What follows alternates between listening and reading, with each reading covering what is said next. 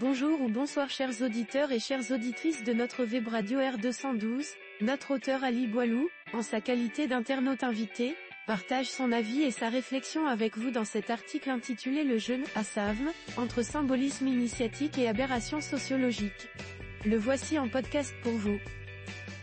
Ali Boilou introduit son propos de la manière suivante. Pour beaucoup de musulmans, et le Maroc n'est pas en reste, le plus important pendant le mois du Ramadan est de s'abstenir de boire, de manger, d'avoir des rapports sexuels, du lever au coucher du soleil. Et pour les plus fervents fidèles, il est devenu capital de faire les prières du soir, surérogatoire faut-il le rappeler, à la mosquée quitte à en déborder pour assiéger des rues et des avenues impropres.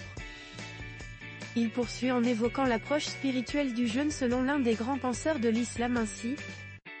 Pour l'imam al-Ghazali, qui présente les secrets du jeûne, Asrar as-Savm, du mois du Ramadan, il est impératif de relier la loi, Sharia, à la voie, Tariqa, c'est-à-dire associer l'effort religieux et moral à une démarche initiatique. Le mois du Ramadan est censé être un mois de contemplation du Créateur devant procurer joie et apaisement.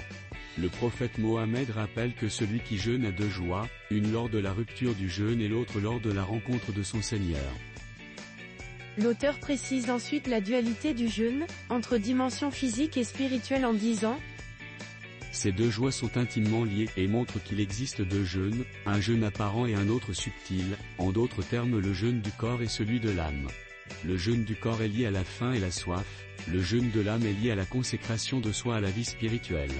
Ce retour à soi et ce temps de questionnement est matérialisé par la mise à l'écart de l'inessentiel pour le compte de l'essentiel. Un mois durant, un temps privilégié s'impose pour l'examen de sa conscience et son existence. » Notre internaute invité insiste ensuite sur les vertus spirituelles que procure l'abstention de cette manière. L'abstention donne lieu à la miséricorde et le renoncement favorise une meilleure perception de la loi divine. À ce sujet, Al-Ghazali affirme que la privation lors du jeûne déclenche une libération de l'énergie spirituelle et tout ce qui rapproche au divin.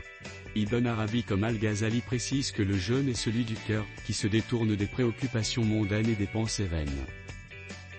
Pour souligner l'importance de l'intention dans le jeûne, Ali Boilou rapporte cette parole saisissante d'Al-Ghazali ainsi.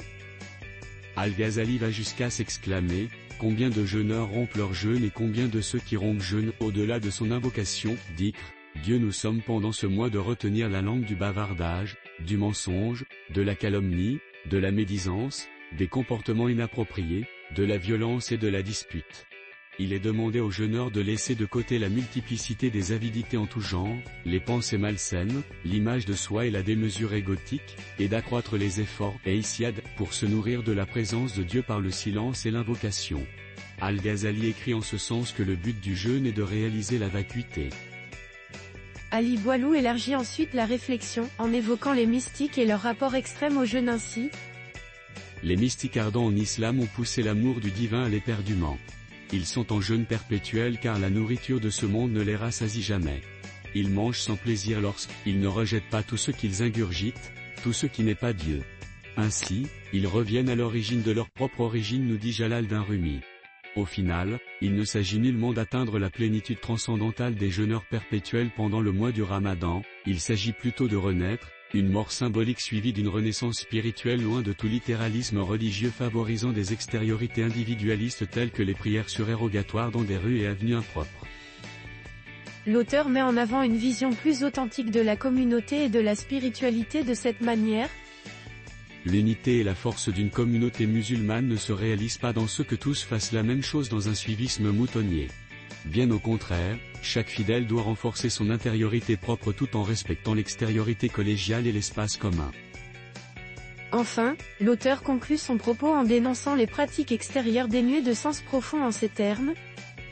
Sans évoquer les conséquences et répercussions d'un tel acte, le siège des rues et des avenues pendant le Ramadan est une démonstration qui ne doit ni enchanter ni tromper.